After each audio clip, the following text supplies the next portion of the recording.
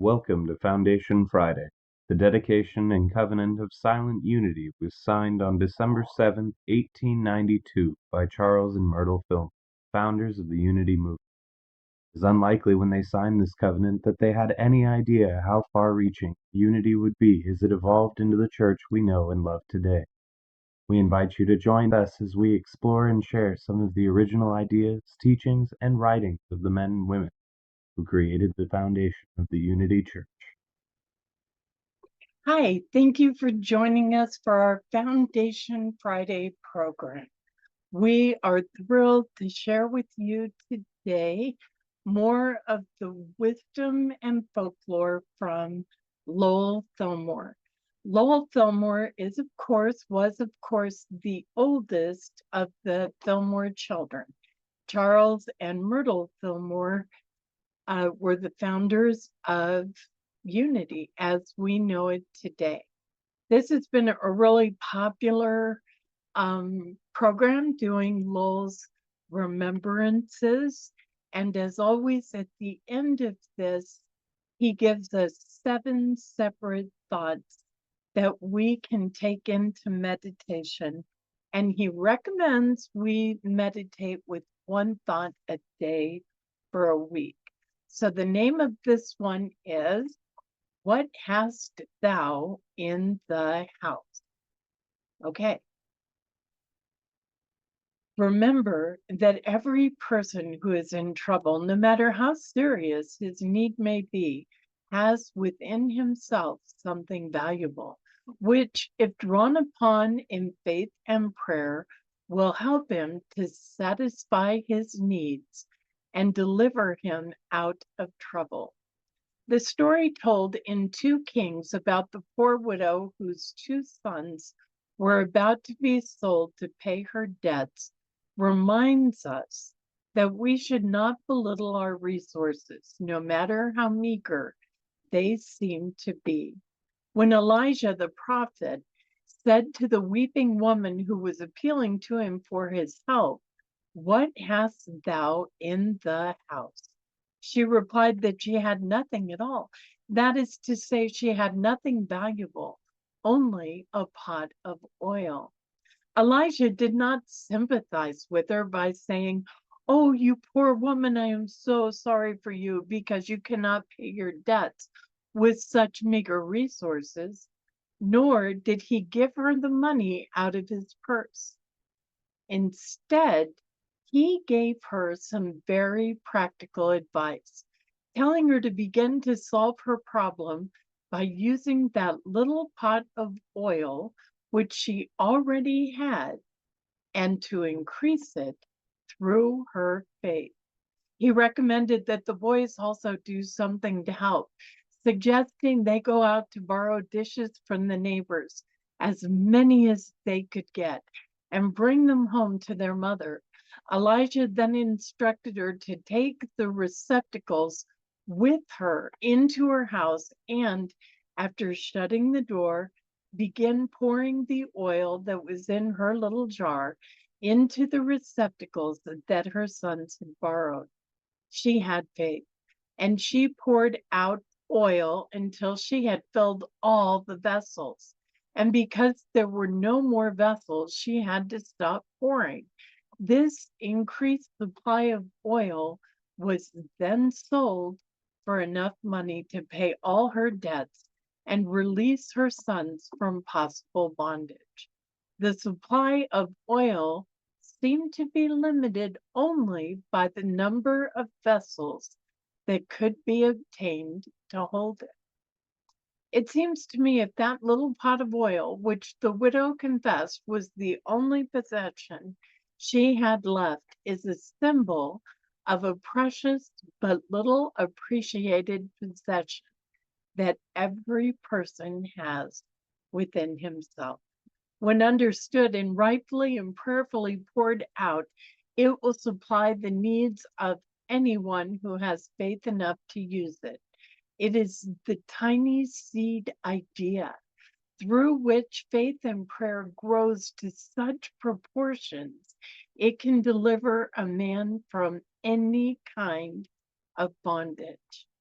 I suggest that we think of our needs as opportunities to be used as receptacles into which God's increase may be poured. An empty life crying for satisfaction, if the cry is turned to God, will cause that life to become a vessel filled with the riches of God that truly satisfy. The empty vessels borrowed from neighbors may represent to us opportunities for pouring out our blessings and good thoughts upon others. By pouring them out thus, we can increase our ability to draw more heavily upon the infinite resource. Oil represents joy and praise, which make life run smoothly. Even if we are without material food, we still have that oil of spirit within us, which we can pour out to fill up the empty places in our life and the lives of our friends. We may wonder what good the increase of the spirit of joy and praise can do in supplying our material needs. In the story, the widow sold the increased supply of oil and then paid her debts with the money she received for it. Joy and praise are worth money because they are what the whole world is seeking.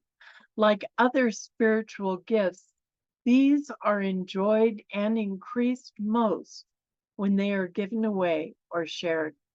Giving and sharing God's gifts bring more joy to the giver than receiving and hoarding can bring to the receiver.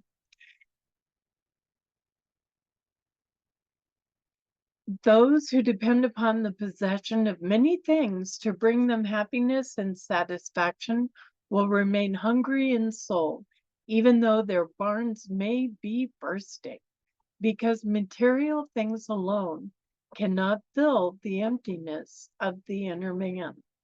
It is in the pouring out of riches, of spirit in prayer, that satisfies both soul and body. When we give or express life, we increase our capacity for living.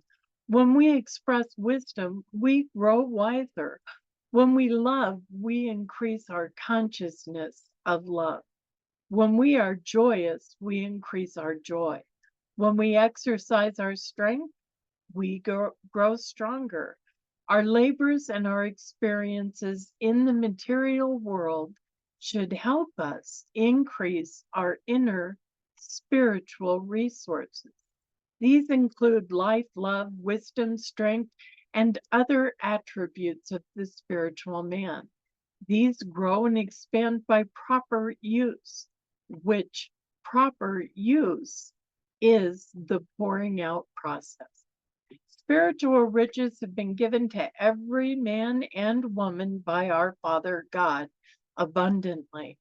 And as we prayerfully pour out these gifts, even though at first they may seem to be small, they will surely become great through faith and works. Their possible greatness will be limited only by the capacity of the vessels that we have provided to hold them. We can discover the limitless nature of blessings that God has given us when we draw freely upon them by pouring them out. We can pour them out with such faith and love that we inspire others with the desire to pass their blessings along also. The gifts of God are limited only by a person's capacity to express them or pour them out. We can supply our needs for outer things by first drawing the oil of spirit from within. The one who learns how to pour out this inner substance which God has given him will lack for no good thing in the world. Let no one despair because he may seem to have little to draw on. Rather, let him look and rejoice in the abundance that God has given him in spirit. And then let him fearlessly go forth with what he finds in his house. Okay, as promised, here are the suggestions for daily meditation. The first one, as I bless, consecrate, and rightly use the little things I find in my possession, they grow, and I begin to discover how great is God's loving, generous supply for me.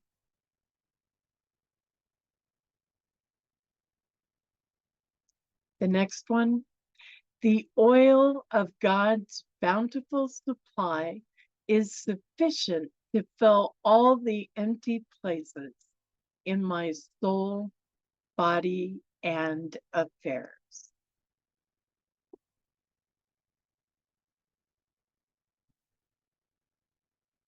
The source of my security abides within me, where dwells the Spirit of God, my Father.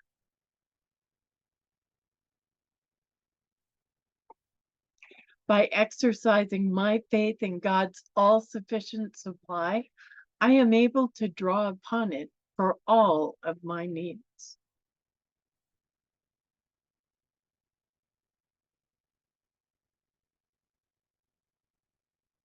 And next, putting my God-given talent to work for Him brings me joy and success.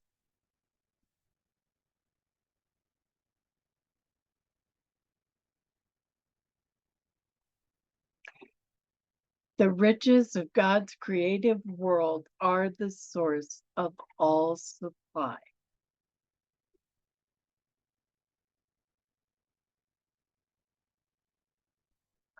I am thankful that my Father God supplies me richly as I make myself ready to use that greater supply wisely and well. That's all 7 of his thoughts for meditation. What a wonderful prosperity consciousness and prosperity practice. I hope you'll put them to good use and let us know in the comments what you thought and how they work for you. Before we go, please know you matter. You are sacred, and you are so, so very loved. Namaste. Thank you for joining us, and let's stay connected and grow in spirit.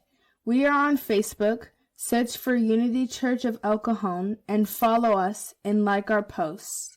You can reach us on YouTube at Unity Church of El Cajon. Please subscribe to our channel, watch our videos, and leave comments which can help us improve. We are on the web at unityofelcajon.org. Email or call our church office to receive our weekly newsletters, which lists all of our activities and opportunities to learn and grow together.